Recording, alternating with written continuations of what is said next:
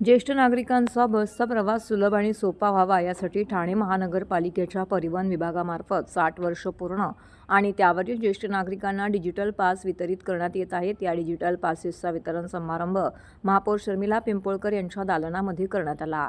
यावेळी प्रातिनिधिक स्वरूपामध्ये 11 ज्येष्ठ नागरिकांना महापौर शर्मिला पिंपोळकर, उपमहापौर कृष्णा पाटील यांच्या हस्ते याचं वितरण करण्यात आलं। डिजिटल पासेस लाभ जास्तीत जास्त नागरिकांनी घ्यावा डिजिटल पासेसचा लाभ जास्तीत जास्त नागरिकांना घ्यावा असं आवाहन देखील महापौरांनी केलेलं आहे। यावेळी उपायुक्त मनीष जोशी, परिवहन उपव्यवस्थापक सुनील जाधव, वाहतूक अधीक्षक रमेश बांदल, आगार व्यवस्थापक सुनील साठे, सहाय्यक वाहतूक अधीक्षक हेमंत कुमार शिंदे, टीएमटी एम्प्लॉईज युनियनचे अध्यक्ष गणेश देशमुख, ज्येष्ठ नागरिक उपस्थित होते। राज्याचे उपमुख्यमंत्री व तत्कालीन मुख्यमंत्री एकनाथ शिंदे यांनी परिवहन सेवेतून प्रवास करणाऱ्या 60 वर्ष व त्यावरील ज्येष्ठ नागरिकांना विनामूल्य प्रवास योजना सुरू केली आहे।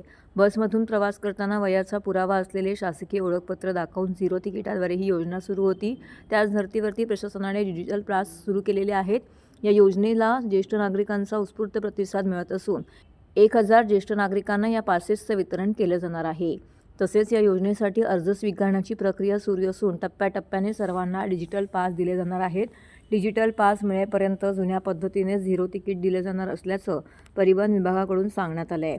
ज्येष्ठ नागरिकांचा प्रवास सुलभ होण्यासाठी ही योजना सुरू असून डिजिटल पासेस लाभ जास्तीत जास्त नागरिकांनी घ्यावा असं आवाहन महापौर शर्मिला पिंपोळकर यांनी केलेलं आहे।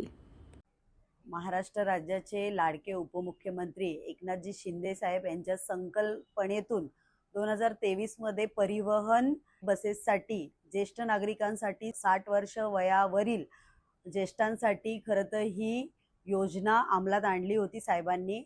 आणि आज ठाणे महानगरपालिकेतून महापौर कार्यालयातून आज 11 ज्येष्ठ नागरिकांना स्मार्ट कार्डाचं वाटप करण्यात आलं आहे। टप्प्याटप्प्याने ज्येष्ठ नागरिक अर्जाची नोंद करतील तसे तसे स्मार्ट कार्डाचं वितरण करण्यात येईल। या उपक्रमामुळे ज्येष्ठ नागरिकांना हा प्रवास अधिक सुखकर आणि सोपा होणार आहे।